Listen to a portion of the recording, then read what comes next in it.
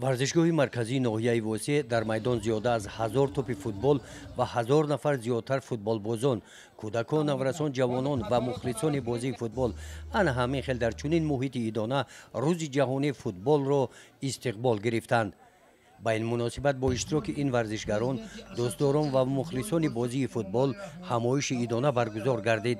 در آغاز رئیس ناحیه وسیع در معروضه ایدانه اشان بخشیده به روز جهانی فوتبال همه ساکنان ناحیه را تبریک نموده قید نمودند که با شکرگزاری از دوران صاحب استقلالی کشور و دستگیری های همه جانبه پیشوای ملت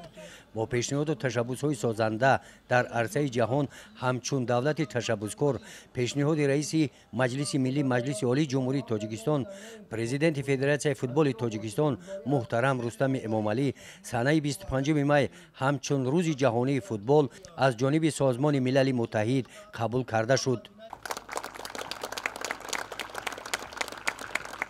در ناحیه وسیع در دوره صاحب استقلالی کشور بازی فوتبال یکی از نمودهای ورزشی پسندیده برای نورسان و جوانان ناحیه گردیده است.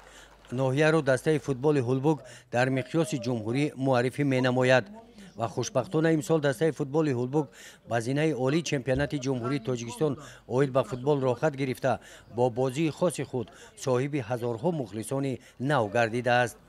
زنان و بانوان ناحیه هم به این نمود ورزش توجه کردند و خوشبختانه طول یک چند سال می شود که دسته دخترانه فوتبال بازان تشکیل یافته شرف ناحیه را در این نمود ورزش در مقیاس ولایت جمهوری معرفی دارند.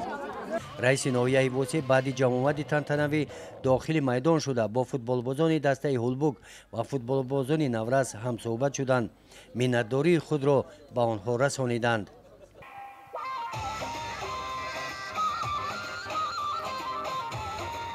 چهارمین ها بخشیده به روز جهانی فوتبال در ناحیه وسیع با برنامه جالب و دیدنی کنسرتی بخش فرهنگ ناحیه ادامه یافت.